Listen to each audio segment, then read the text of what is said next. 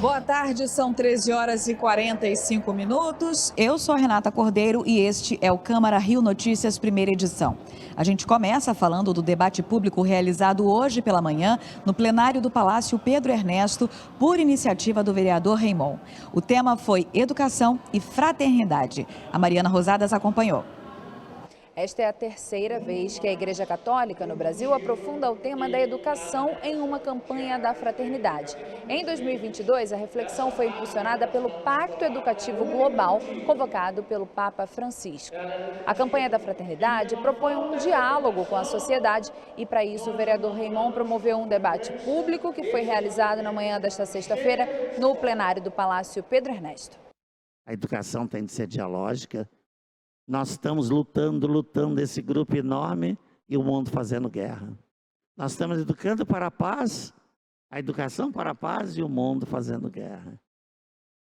É preciso, meus amigos, um sério investimento na educação baseado em profundas concepções antropológicas saudáveis. Agora nós recebemos o vereador Raimon, que presidiu esse debate público. Vereador, muitíssimo obrigada pela sua participação aqui no nosso telejornal. O debate girou em torno dessa questão da humanização, da educação. Qual seria o caminho para atingir esse objetivo? Pois é, primeiro quero agradecer também, parabenizar a Rio TV Câmara, por fazer desse momento, desse horário, um horário importantíssimo para todo carioca. O debate de hoje, Fraternidade e Educação, fala com sabedoria e ensina com amor. Na verdade, o grande projeto da educação é um projeto de caminhar para a humanização, caminhar para que toda a conjuntura se dê favorável a que os educandos e educadores tenham uma harmonia nesse processo. E nesse sentido, é muito bom nós entendermos que a campanha da fraternidade, que é a Fraternidade e Educação, não está tratando exclusivamente de escola. Nós estamos tratando da educação como um todo, uma educação que toma as questões ambientais, o cuidar da casa comum, uma educação que pense uma nova economia, uma nova política, uma educação que valorize a mulher, uma educação que valorize os profissionais, que escute a juventude, que esteja atenta, que não apenas veja, mas escute, que esteja atenta àquilo que a juventude tem que falar.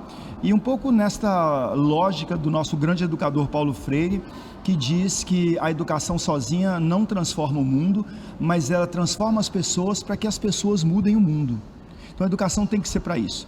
E aí um outro companheiro de Paulo Freire é o Papa Francisco, que diz para nós que precisamos ter uma igreja em saída, e nós também sabemos e dizemos, precisamos ter uma educação em saída, que saia dos muros da escola e que tome a sociedade num todo.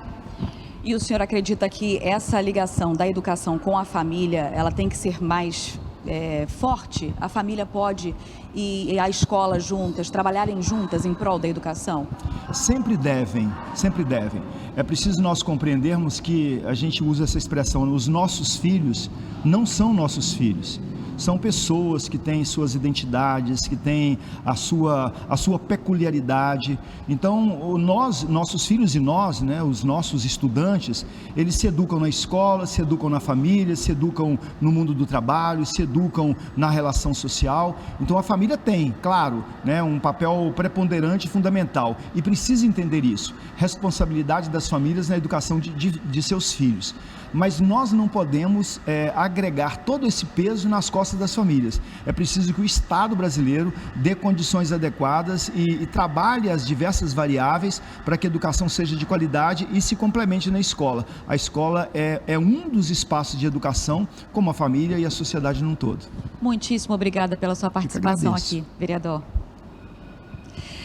O presidente da Câmara Municipal, Carlos Caiado, designou os vereadores que vão constituir a comissão especial com a finalidade de realizar a revisão e propor alterações necessárias ao regime interno da casa. São eles: Eliseu Kessler, Átila Nunes, Eliel do Carmo, Doutor Gilberto, Zico, João Mendes de Jesus e Paulo Pinheiro. O presidente da Câmara também apresentou os integrantes da comissão especial com a finalidade de analisar e acompanhar e discutir a questão do anel viário de Campo Grande. Foram nomeados os parlamentares Rocal, Doutor Gilberto, Zico, William Siri e Wellington Dias. O prefeito Eduardo Paes sancionou mais 4 leis aprovadas no Parlamento Carioca. E a Caroline Silva tem as informações. A finalidade de uma delas é instituir a política municipal de controle e eliminação da tuberculose. Uma outra dispõe sobre o sistema de cobranças dos pedágios da linha amarela e transolímpica, com cartões pré-pagos, Pix, aproximação e demais tecnologias. Na lista ainda a lei que inclui o Dia do Idioma Mandarim no calendário oficial da cidade. E a que regulamenta a utilização de espaços públicos destinados à soltura de pipas, os pipódromos. Aprovado em segunda discussão na Câmara do Rio, tornou a feijoada da Mangueira patrimônio gastronômico e cultural carioca. Veja na reportagem de Ingrid Bart, que acompanhou a sessão plenária desta quinta-feira. Na sessão plenária desta quinta-feira, os vereadores analisaram 5 projetos de lei em segunda discussão. 2 saíram da pauta, um foi adiado por 2 sessões e os outros foram aprovados. Um deles é o de autoria do vereador Luiz Ramos Filho, que prevê regras aplicáveis aos funcionários residentes nas escolas municipais do Rio. Eu faço um pedido ao líder do governo, Átila Nunes, que possa vetar o projeto, porque o projeto ficou desconfigurado. Eu, como presidente da Comissão de Direitos dos Animais, não posso ir de encontro a um tema que eu defendo. Outro projeto de lei aprovado declara como patrimônio gastronômico e cultural da cidade a feijoada do Grêmio Recreativo Escola de Samba Estação 1ª de Mangueira. O autor da proposta é o vereador Márcio Santos. Tem uma importância muito grande para a comunidade, para a cultura, para o samba. Então, eu estou radiante com esse projeto sendo aprovado hoje. Pedi logo para o prefeito sancionar. A última feijoada do ano é no dia 9, sábado quem vem, sem ser esse agora o outro. Então, aí fazer uma grande festa com essa lei sancionada pelo prefeito Eduardo Paes. A sessão desta quinta-feira também marcou a despedida do vereador Célio Luparelli, do Parlamento Carioca. Como homenagem ao parlamentar, ele presidiu a sessão durante alguns minutos. O vereador professor Célio Luparelli se afasta da Câmara do Rio para que a secretária municipal de Assistência Social, Laura Carneiro, retorne ao Parlamento Carioca. Luparelli é o primeiro suplente do DEM. Parlamentares destacaram o trabalho do vereador. Vossa Excelência representou uma proteção ao bom exercício do parlamento, do mandato, de maneira sempre assídua, atenta, com conteúdo. Dizer a Vossa Excelência que a Assembleia Legislativa está aberta a Vossa Excelência. Seu talento, sua popularidade, enfim, toda a sua história política. Parabenizar o senhor, viu? Agradecer a parceria, agradecer a amizade, agradecer o companheirismo nessa casa. Vereador Célio Luparelli tem todas as opções, oportunidades e talento para ser o que ele desejar. Parabéns, vereador Célio Luparelli, pelo seu trabalho, pelo seu desempenho, pela sua parceria, pela sua dedicação, por tudo aquilo que você conquistou ao longo desse tempo.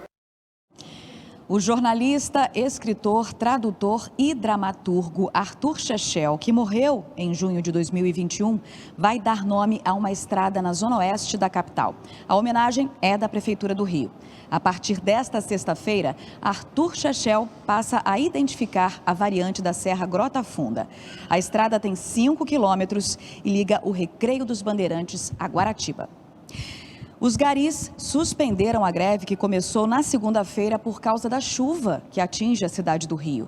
Guaratiba, na zona oeste da capital, foi o bairro em que mais choveu. A Mariana Rosadas tem os detalhes. O volume de chuva que atingiu Guaratiba, na zona oeste, quase bateu um recorde histórico. Entre 1h da manhã de quinta-feira e 1h da manhã de hoje foram 254 milímetros, o que é considerado um acúmulo extremo para um período de 24 horas. Houve um deslizamento, mas ninguém ficou ferido. O CTI pediátrico do Hospital dos Servidores precisou ser interditado. O temporal invadiu várias salas da unidade. O mesmo aconteceu na rodoviária Novo Rio, onde parte do forro do teto desabou.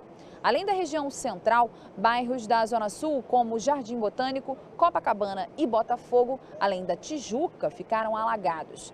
O município chegou a atingir o estágio de alerta, que é o 4º nível em uma escala de 5 e significa que uma ou mais ocorrências graves impactaram a cidade. Devido ao temporal, os garis suspenderam a greve até segunda-feira e o tempo permanece instável ao longo do dia. Um decreto do prefeito Eduardo Paes cria um polo turístico numa localidade da região portuária conhecida como Pequena África. Batizado de Rede Afro-Carioca de Turismo, o roteiro inclui terreiros, gastronomia, centros de capoeira e pretende estimular a geração de renda. A Caroline Silva foi até lá e tem os detalhes. A Pequena África fica na zona portuária do Rio e surgiu por volta de 1831, quando o comércio de escravos se tornou ilegal no Brasil. Entre 1850 e 1920, escravos livres permaneceram trabalhando nesta região. De acordo com especialistas, negros e africanos que foram libertados da Bahia ou do interior viajaram para a Pequena África à procura de trabalho e com vontade de fazer parte de uma comunidade. Mas a Pequena África também recebeu negros de todo o país, que construíram casas e centros religiosos, além de difundirem a cultura deles. Agora a região passa a fazer parte de um roteiro turístico do Rio, criado por um decreto do prefeito Eduardo Paes. A Rede Afro-Carioca de Turismo inclui gastronomia, terreiros, favelas, rodas de samba, grupos e centros de capoeira, entre outras atrações. 2 dos objetivos da Rede Afro-Carioca de Turismo são estimular a geração de renda e a profissionalização de comunidades da região. E a primeira edição do Câmara Rio Notícias termina aqui. Outras informações em câmara.rio, nas nossas redes sociais em @CâmaraRio e logo mais às 19h40 na segunda edição do Câmara Rio Notícias. Muito obrigada pela sua companhia e um ótimo fim de semana.